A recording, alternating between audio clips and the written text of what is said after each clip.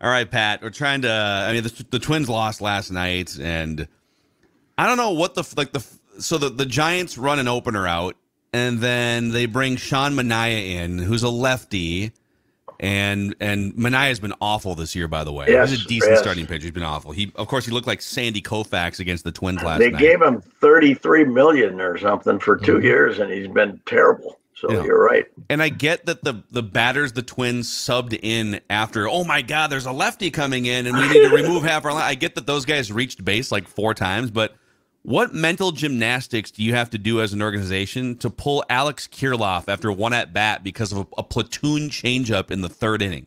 And you knew that was happening. You knew the guy was an opener, right? Yes, although I saw The Athletic reported that, the Twins saw Manaea throwing a 30-pitch bullpen session like 3 hours before the game, and they ruled him out because they saw him throwing a bullpen session. Oh, they were caught off guard. They were caught off guard. So,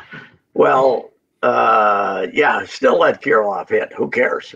Let's. Right. He's got a chance to get a hit off a left-hander. What do you want to take him out in the 2nd inning for? It was panic because Oberg given up 4 in the 1st. I suppose he thought we have to get on him quick here and get back in the game. But let Manaea come in and walk somebody, and he's been all over the ballpark. He is. Yesterday he was. I don't think he walked anybody yesterday, but he's been brutal. And Judd and I were talking about this yesterday. We've been beating up the bullpen, but the big problem continues to be they're not scoring any runs. They don't get any hits. And it was stupid though to start changing. Let's make sure we get Willie Castro 4 at bats too, right? He took 3 third strikes and then swung at the other one. He was Willie. They're not treating me fairly. A man with my reputation, how can they be calling these marginal strikes on me and calling me out? It was a pathetic performance. But you're right. I don't know what Rocco was up to yesterday. That was a definite panic because they were down 4-0 right off the bat. So I think. What else? They hit for Kirilloff and they hit for who else Julian. right off? Julian never got an at-bat. He didn't get an at-bat. What was that? So you're caught so off guard. Now you've burned 2 players in the 2nd inning. Right? And Julian's probably got the best chance to get a walk of anybody. He walks like twice a game when he was playing in St. Paul. He's got a 400 and something on base. Let Manaea walk him, for God's sakes. I don't know what he was doing. I think maybe he got back from LA late and the baby left him, woke him, kept him awake all night crying, and maybe he just didn't get any sleep and he was not at the top of his game, and he was not having clear, cogent thoughts. I don't know what it was, but it was stupid. Rocco, also, there's a report from Ken Rosenthal that we don't know exactly what the terms of his contract are or maybe when it happened, but it's now been reported he is extended through 2025. Now, I'm not an anti-Rocco guy. No, I'm not. I think Judd's an anti-Rocco guy. I'm not. No, you're I'm not anti-Rocco. No, I get frustrated at times with him. Yes. Yeah, last night. Yeah, I don't think it's a big. So he got what, a 1-year extension basically or something. But do we really need to rush? So the Twins are 20 games under 500 the last 3 years. The 2 years before that, they had really good ball clubs, couldn't win a playoff game.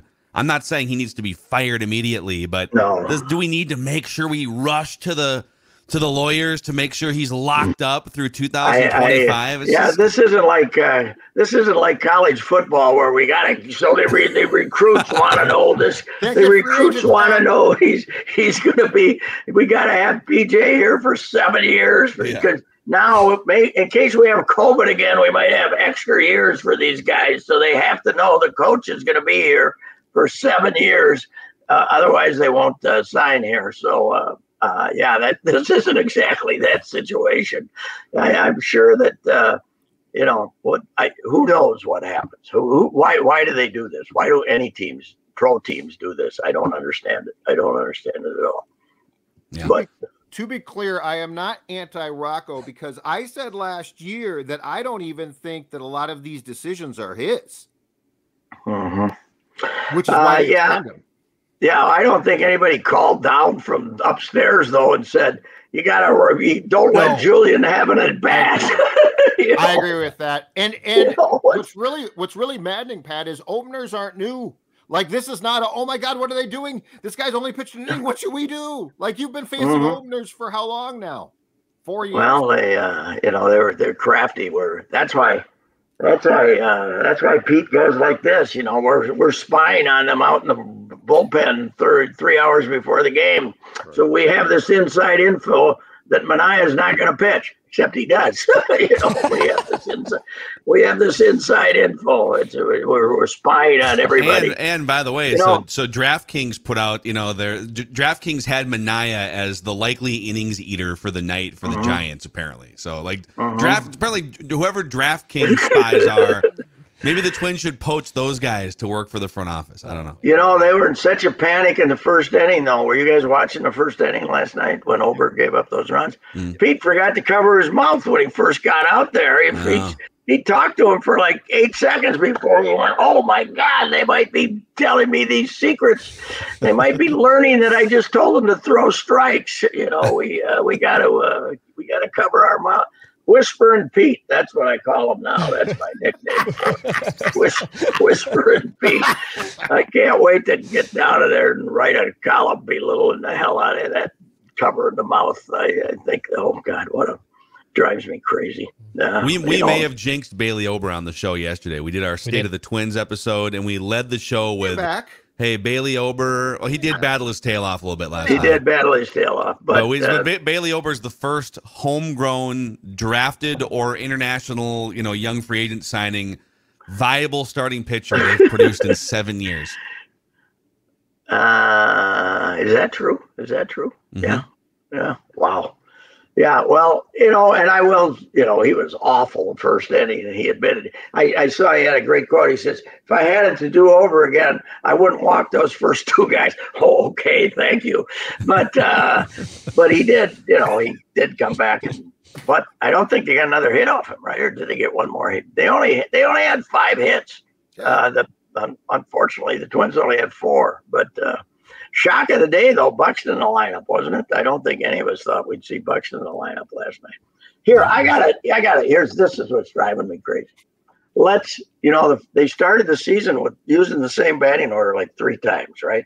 It was now we got Gallo leading off, and then he's hitting 7th. Let's have a batting order. Let's have Julian lead off, because he gets on base all the time, right? Now you might set him back, and then when Polanco comes back, fine. But have him lead off. I guess I don't know about Correa. Maybe he's got to hit Polanco. I don't know who hits second. But let's have a batting. Buxton hits third. So maybe Correa has to hit second, even though he took one right down the middle of the plate for strike 3 again yesterday. But let's have a batting order, you morons. You just move everybody all around. This is where I used to make fun of Gardy for being very fixated on the batting order. So much so that when Joe Mauer's out, we don't move better hitters up. We just put Mike Redmond third, and the other 8 guys stay in there. Delman Young had like 100 RBIs in the 7 spot one year. Yes, before the month of September. And Gardy was like, nope, this is our batting order. This is the way that we do it. By the way, do you see how many RBIs Buxton has? 12. Yeah. He's got 8 homers and 12 RBIs. What the heck? Come on. I mean, impossible. It is. This is just a bad lineup. I added it up myself, so this could be wrong. But in 48 games, 16 games, they've had 2 runs or less. That's 33% of the time, 2 runs or less. 0, 1, or 2 twice. Yeah, they have some outbursts that kind of help them. Yeah, they're like 11th in runs scored per game, but they've had a couple big double-digit outbursts. And same thing with was it Kansas City? Or didn't they have like the run differential wasn't nearly Cubs. What it should be, or the Cubs? The Cubs, it wasn't, because they had They had an 11-1 record in 5-run games.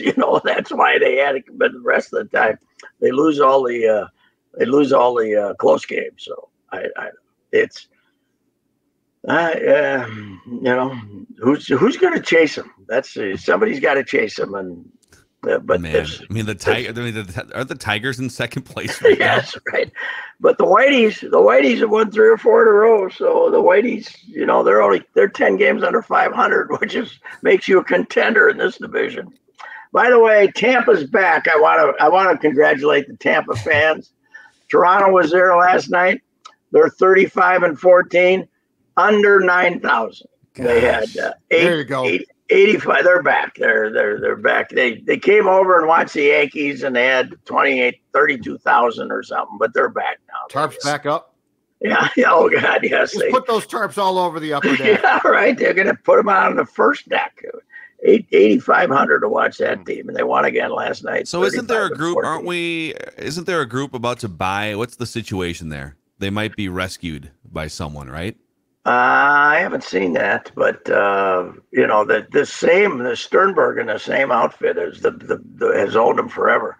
I think the guy over in I think the hockey guy would they wouldn't mind having a ballpark down there next to that city he's building with the hockey arena and stuff. Although I don't think there's enough land down there to build a ballpark. But so the latest, this is from 2 days ago. I love The Athletic does this. This is great. This story is it's by Ken Rosenthal and Chandler Rome. Okay. I'm assuming Chandler, no disrespect, is the Rays writer for The Athletic, but the Athletic will do that where it's Ken Rosenthal reporting with, and then they'll just put like the local guy in the byline. At a time when the Rays appear closer than ever to completing their 15-year quest for a new ballpark, their options are only multiplying. At least one local businessman is trying to buy the franchise, according to sources. At least one local. Do we name him or not? The local buyer is Dan Doyle Jr., CEO of Dex Imaging, DEX Imaging, a Tampa-based company that professes to be the nation's largest independent provider of office technology with a local touch. Ooh, you got to have that local touch. But they're looking to build a $1.2 billion ballpark in St. Petersburg or Tampa. So, Wow. Tampa. So we might get someone might save the Rays, and then someone is going to say, well, the A's are going to move to Vegas. So, and then you're going to here's the deal though. Then you're going to screw up. You get new owners, right? And then they're going to be a guy pays $1 million. He thinks he got $1 billion dollars. Thinks he's got it figured out, right? He'll start interfering with this whole operation they have that allows them to win with a $60 million payroll. He'll screw it all up, and they'll be terrible again when they get into their new ballpark. That's my prediction, unless they'll draw. Unless they keep this same collection of people. They got to get somewhere over on the side of town that you can get there from I-4. That's what they need. So yeah, I don't know. They'll draw fans though, Pat. So they'll suck, but at least for like 2 years they'll draw fans. Yes. Yeah, well, what makes them great is that they're in a terrible ballpark and nobody goes to the games, and somehow they keep winning. I don't figure it out. It's extremely strange to say the least. Hey, how about the NBA playoffs, fellas? We're gonna if the Miami finishes off the we don't give a damn anymore Celtics, there'll be 9 days before they play. Before Thursday, they don't play June 1st. June. They do not change the date because of sweeps. They don't play. They won't play till June 1st. Is that sweeps thing still a thing? Is it still a thing? Is that why they do it? I know it used to be the sweeps, but they didn't. Oh no! I'm saying we're going to get a sweep. Because of sweeps, not TV sweeps. Not May sweeps. TV sweeps. There might be May sweeps too. I don't know. They might be May sweeps, but they're not like they used to be, where they, we gotta hold that 2-share, damn it. Everybody's Marcus screaming. Smart. Apparently, I just saw this sort of secondhand via, some quote graphic on social media, but apparently Marcus Smart, as they were getting throttled again by Jimmy Butler and a bunch of undrafted guys, he said, "We beat y'all last year, so quit chirping." We're good. We beat you last year, so why don't you guys calm down? How do you think on the Western Conference side, Pat?